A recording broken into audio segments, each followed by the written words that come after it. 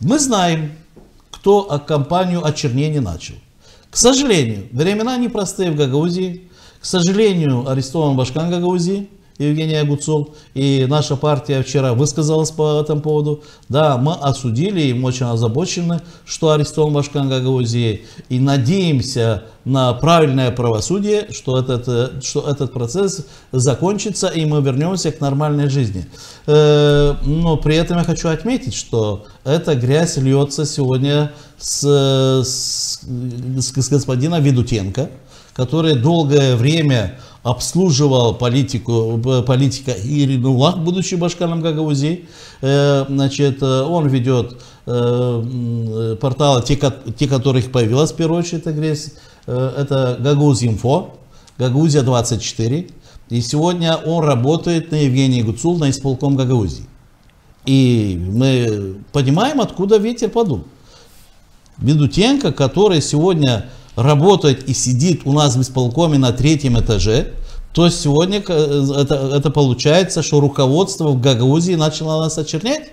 Но мы эти вещи еще перепроверим. Но это почерк конкретно Ведутенко, который сегодня этими вещами начал заниматься. А Ведутенко, я говорю, что сегодня работает уже на 2 хозяев.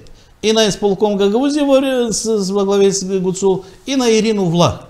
Так хотел бы сегодня сказать нашим политикам, тоже Ирине Влах. 8 лет ее политики Гагаузии видели и оценку дали ей на президентских выборах, когда она проиграла Гагаузии, даже фортуну, которую никто не знал в Гагаузии. Но а сегодня очернять конкретно команду, которая только образовала Гагаузская народная партия, это ее не красит, это наоборот, она больше проигрывает этим, то, что они этим начали заниматься.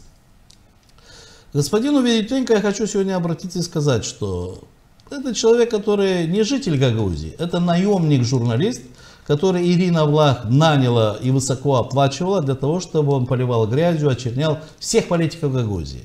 И это, в принципе, у нее времена Влах прошло. Но сегодня другие времена. И скажу, что то, что они сегодня начали очернять Гагаузскую народную партию, ту партию, которая вчера выступила с поддержкой Башкана Гагаузии, получается какая-то нестыковка. Вчера во время митинга Михаил Влах призывал к объединению всех политических сил. Но при этом же, в это же время, в интернете появляется грязь на нашу партию. О каком политическом объединении всех политформирований для защиты Башкана?